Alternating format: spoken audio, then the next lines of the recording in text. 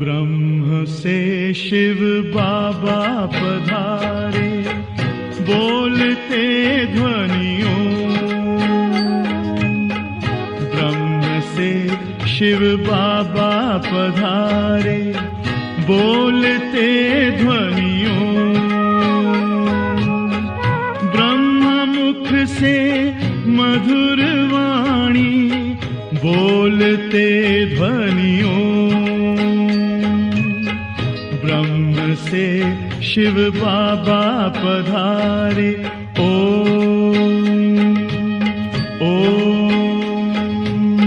ओम शांति।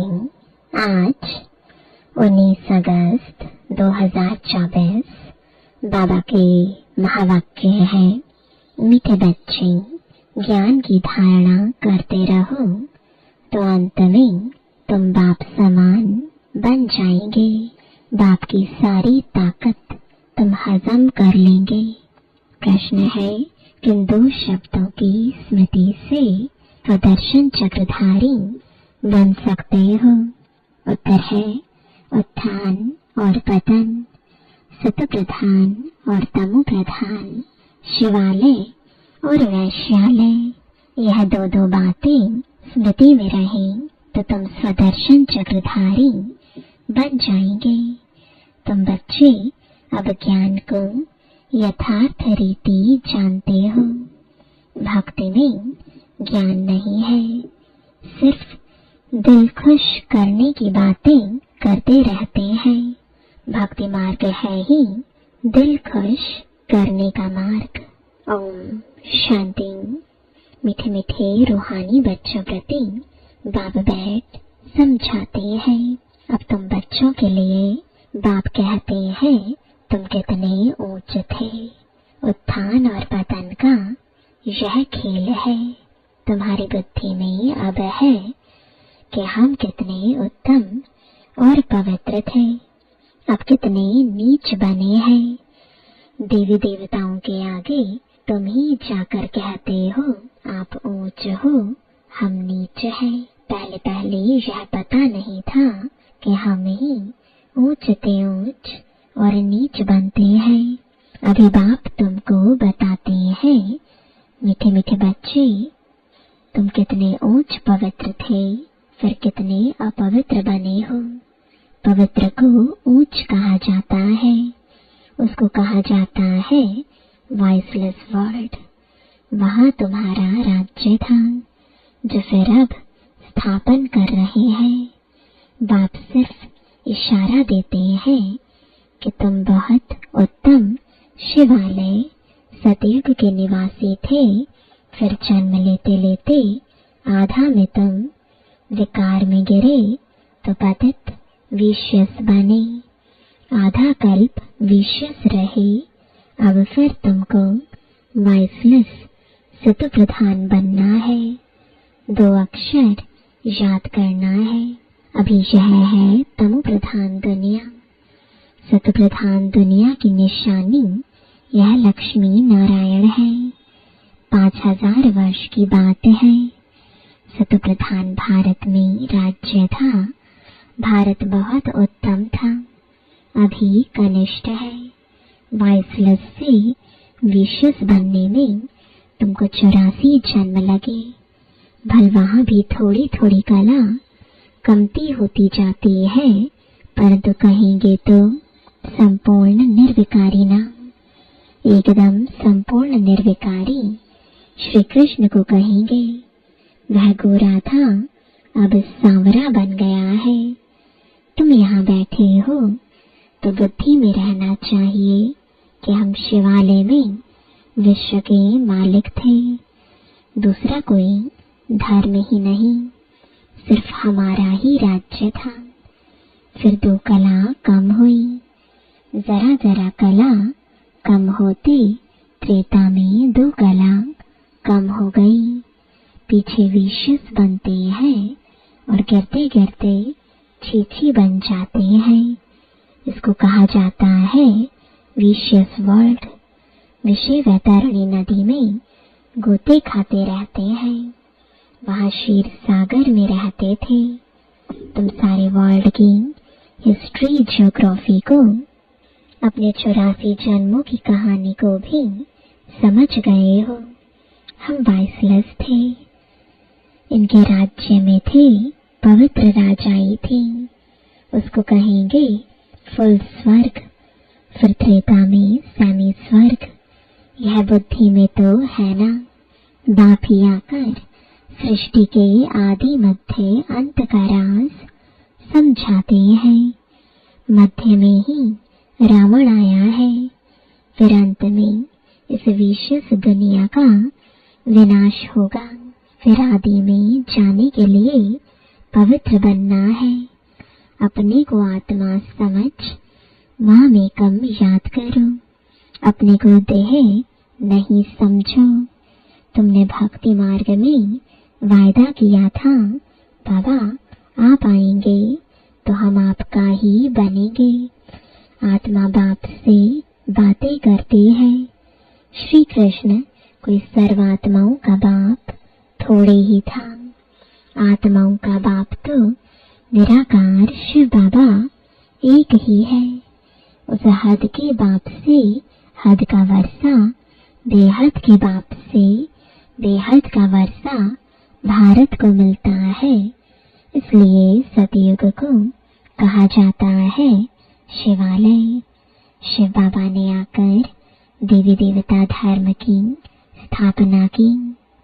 यह तो सदैव याद रखना चाहिए। खुशी की बात है ना। अभी हम फिर शिवालय में जाते हैं। कोई मरता है तो कहेंगे स्वर्ग पधारा, परंतु ऐसे कभी कोई जाता नहीं। यह सब भक्ति मार्ग के गपोड़े हैं, दिल खुश करने के लिए। सच सच हेवन में तो अभी तुम जाने वाले हो। वहाँ कोई रोग आदि होते नहीं। तुम सदैव हर्षित रहते हो। तो बाप कितना सहज करके छोटे छोटे बच्चों को जैसे बैठ समझाते हैं। भल बाहर में कहाँ भी रहते तुम पद पा सकते हो। इसमें पवित्रता तो पहले मुख्य है। खान पान शुद्ध हो। देवताओं के आगे कभी सिगरेट बीड़ी आदि का भोग लगाते हो क्या? ग्रंथ के आगे कभी अंडे व बीड़ी आदि का भोग रखा है। ग्रंथ को समझते हैं यह जैसे गुरु गोविंद का शरीर है। ग्रंथ को इतना मान देते हैं यह गुरु की जैसे देह है। ऐसे सिख लोग समझते हैं। परंतु गुरु नानक ने थोड़ी ही बैठ ग्रंथ लिखा है। नानक ने तो अवतार लिया। सिख लोगों की वृद्धि हुई। बाद में वह ग्रंथ आदि लिखे हैं। एक के बाद फिर सिख धर्म में आते गए हैं। पहले तो ग्रंथ भी इतना छोटा हाथ का लिखा हुआ था। अब गीता के लिए समझते हैं यह श्री कृष्ण का रूप है। ऐसे मानो जैसे नानक का ग्रंथ वैसे श्री कृष्ण की गीता गाई हुई है। श्री कृष्ण भगवानुवाच ही कहते रहते हैं। इसको कहा जाता है अज्ञान। ज्ञान तो एक परमपिता परमात्मा में ही है। गीता से ही सद्गति होती है। वह ज्ञान तो बाप के पास ही है। ज्ञान से दिन, भक्ति से रात होती है। अब बाप कहते हैं आत्मा को पवित्र बनाना है। उसके लिए मेहनत करनी पड़े। माया के तूफान ऐसे जबरदस्त आते हैं जो ज्ञान एकदम उड़ जाता है, किसको बोल भी ना सके। पहला काम विकार ही बहुत तंग करता है, उसमें ही टाइम लगता है तो 1 सेकंड में जीवन मुक्ति की बात। बच्चा पैदा हुआ और मालिक बना, तुमने पहचाना शिव बाबा आया हुआ है और वर्षे के हकदार बने। गीता भी शिव बाबा ने ही गाई थी, उसने ही कहा है माँ में कम याद करो, मैं इस साधारण तन में आता हूँ। श्री कृष्ण साधारण थोड़े ही है, वह तो जन्म लेते हैं तो जैसे बिजली चमक जाती है, बहुत प्रभाव पड़ता है। इसलिए श्री कृष्ण का अब तक भी गायन करते हैं। बाकी शास्त्र आदि सब भक्ति मार्ग के हैं, इंग्लिश में फिलॉसफी कह देते हैं। स्पिरिचुअल नॉलेज तो स्पिरिचुअल फादर ही दे सकते हैं। खुद कहते हैं मैं तुम्हारा स्पिरिचुअल फादर हूँ, ज्ञान का सागर हूँ। तुम बच्चे भी बाप से सीख रहे हो, ज्ञान को धारण कर रहे हो, फिर पिछाड़ी में बाप मिसल बन जाएंगे। सारा मदार धारणा पर है, फिर वह ताकत आ जाएगी बाप की याद से। याद को जौहर कहा जाता है। तलवारों में भी फर्क तो होता है ना, वही तलवार 100 रुपए वाली भी होती है, वही तलवार 3-4 हजार की भी होती है। बाबा तो अनुभवी है ना, तलवार का बहुत मान होता है। गुरु गोविंद सिंह की तलवार का कितना मान है। तो तुम बच्चों में भी योग का बल चाहिए, तो ज्ञान तलवार में जौहर चाहिए। जौहर आने से फिर जल्दी समझेंगे। ड्रामा अनुसार तुम मेहनत करते रहते हो, जितना जितना बाप को याद करेंगे, याद से ही पाप कटेंगे। पतित पावन बाप ही युक्ति बता रहे हैं, फिर कल्प बाद भी ऐसे ही आकर तुमको ज्ञान देंगे। इनको भी सब त्याग करा के ऐसे ही अपना रथ बनाएंगे। तुम बच्चों को वहाँ कितनी कशिश हुई, कैसे सब भागे। बाप में कशिश है ना, अभी तुमको भी ऐसा संपूर्ण बनना है, नंबरवार ही बनेंगे। यह राजधानी स्थापन होती है। सृष्टि चक्र को तो समझ लिया है, सतयुग आदि से कलयुग अंत तक। अभी है संगम युग, बाप को भी जरूर आना पड़े पावन बनाने। पावन अर्थात सत प्रधान। फिर खाद पड़ती गई, अब वह खाद निकले कैसे। आत्मा सच्ची होती है तो जेवर भी सच्चा अर्थात गोरा शरीर होता है। आत्मा झूठी बनती है तो शरीर भी पतित होता है। ज्ञान के पहले तो यह भी नमन वंदन करते थे। लक्ष्मी नारायण का बड़ा चित्र ऑयल पेंट का गद्दी पर लगा रहता था। उनको ही बहुत प्यार से याद करते थे और कोई की याद नहीं। बाहर और तरफ ख्याल जाता था तो अपने को चमाट मारते थे। मन भागता क्यों है, दर्शन क्यों नहीं मिलता है। भक्ति में था ना, फिर जब विष्णु का दर्शन हुआ तो भी कोई नारायण थोड़े ही हो गया। पुरुषार्थ तो जरूर करना होता है। एम ऑब्जेक्ट तो सामने खड़ी है। यह चैतन्य में थे जिनका जड़ चित्र बनाया है। बाप आया है पावन बनाने, नर से नारायण बनाते हैं। तुम भी उन्हों की राजधानी में थे। फिर ऐसा बनने का पुरुषार्थ करते हो तो अच्छी रीति फॉलो करना चाहिए। ब्रह्मा को देवता थोड़े ही कहा जाता है। विष्णु देवता ठीक है, मनुष्यों को तो कुछ पता नहीं। कहते हैं गुरु ब्रह्मा गुरु विष्णु। अब विष्णु गुरु किसका हुआ? सबको गुरु कहते रहते हैं। शिव परमात्माए नमः। उनको गुरु, उनको परमात्मा कह देते हैं। सबसे बड़ा तो बाप है ना। उनसे हम यह सीख रहे हैं औरों को सिखलाने लिए। सतगुरु जो तुमको समझाते हैं वह तुम औरों को समझाते हो। गुरु को ऐसे नहीं कहेंगे कि यह बाप है, टीचर है। नहीं तो यह सारी नॉलेज तुम्हारी बुद्धि में होनी चाहिए। हम शिवालय में थे, अभी वैश्यालय में पड़े हैं, फिर अब शिवालय में जाना है। भल कहते हैं ब्रह्म में लीन हो गया, ज्योति ज्योत समाया। परंतु आत्मा तो अविनाशी है। हर एक में अपना अपना पार्ट भरा हुआ है। सब एक्टर्स हैं, उनको अपना पार्ट बजाना ही है। वह कभी मिट नहीं सकता। जो भी सारी दुनिया की आत्माएं हैं उनको पार्ट बजाना है।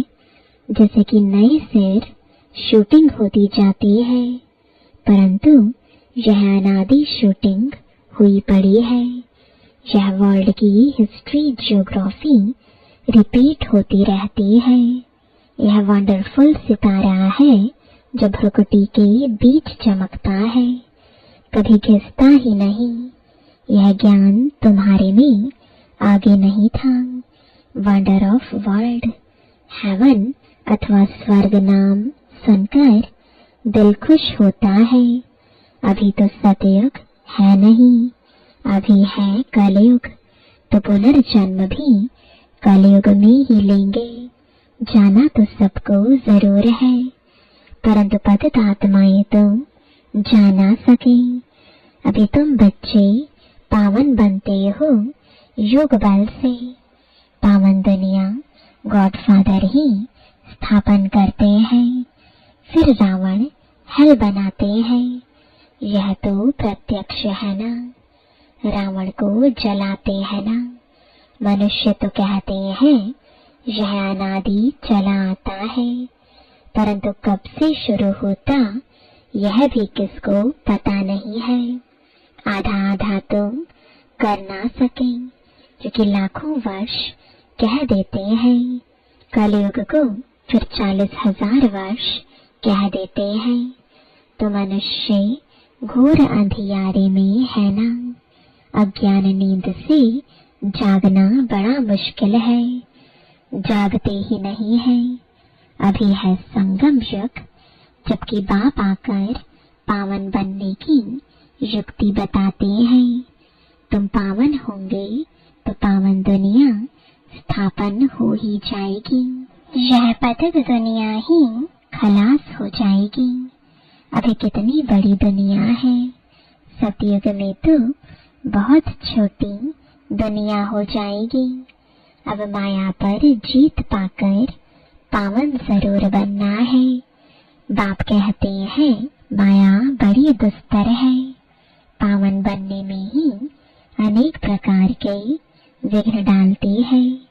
पवित्र बनने की हिम्मत रखते हैं, फिर माया आकर क्या हाल बना देती है। घूसा लगाकर गिरा देती है, की कमाई खत्म कर देती है।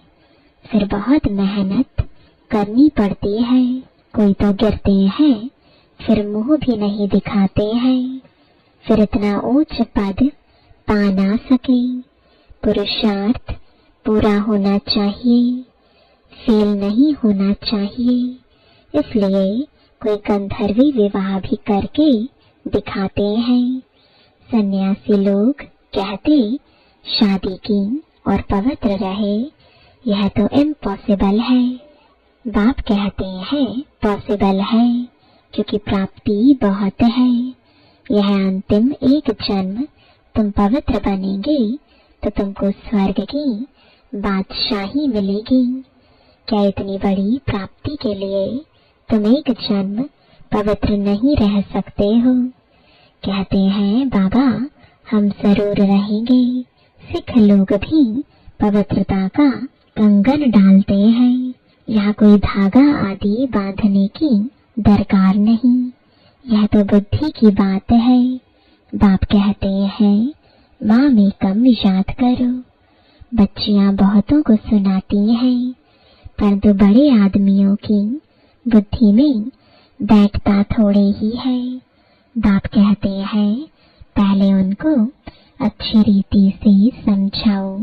यह सब प्रजापिता ब्रह्मा की औलाद है। शिव बाबा से वर्षा मिल रहा है, पतित से पावन बनना है। अब बाप कहते हैं माँ में कम याद करो। ऐसा तो कोई कह ना सके। पहले तो उनकी बुद्धि में बिठाना है। भारत वाइसलेस था, अभी विशेष है, फिर वाइसलेस कैसे बनेगा? भगवान वाच माँ में कम याद करो। बस इतना कहे तो भी अहो भाग्य, परंतु इतना भी कह नहीं सकेंगे, भूल जाएंगे। बाबा ने समझाया था, उद्घाटन तो बाप ने कर दिया है, बाकी तुम निमित्त कर रहे हो। फाउंडेशन लगा दिया है, बाकी अब सर्विस स्टेशन का उद्घाटन होता है। यह तो गीता की ही बात है। गीता में भी है, हे बच्चों तुम काम पर जीत पहनो तो ऐसे जगत जीत बनेंगे 21 जन्मों के लिए। भल खुद न बने, औरों को तो समझाएं। ऐसे भी बहुत है, औरों को उठाकर खुद गिर पड़ते हैं। काम महाशत्रु है, एकदम गटर में गिरा देता है। जो बच्चे काम पर जीत पाते हैं वही जगत जीत बनते हैं। अच्छा, मीठे मीठे सिकिलदे बच्चों प्रति माता पिता बाप दादा का याद प्यार और गुड मॉर्निंग। रूहानी बाप की रूहानी बच्चों को नमस्ते। रूहानी बच्चों की रूहानी बाप दादा को गुड मॉर्निंग और नमस्ते। धारणा के लिए मुख्य सार है, पहला, इस अंतिम जन्म में सर्व प्राप्तियों को सामने रख पावन बनकर दिखाना है।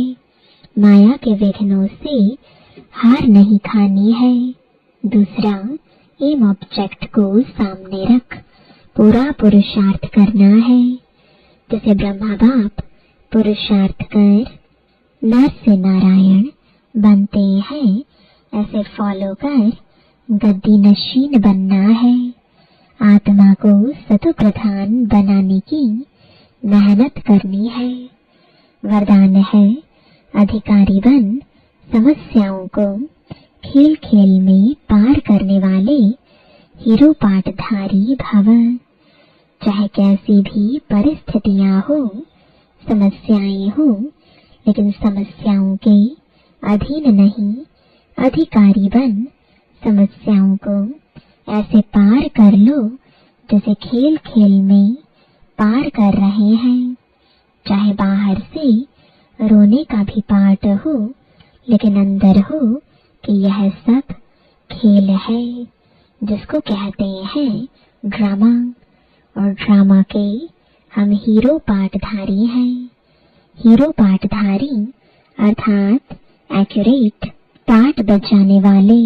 इसलिए कड़ी समस्या को भी खेल समझ हल्का बना दो, कोई भी बोझ ना हो।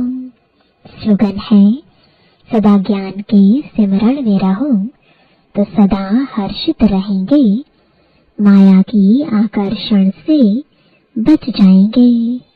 ओम शांति।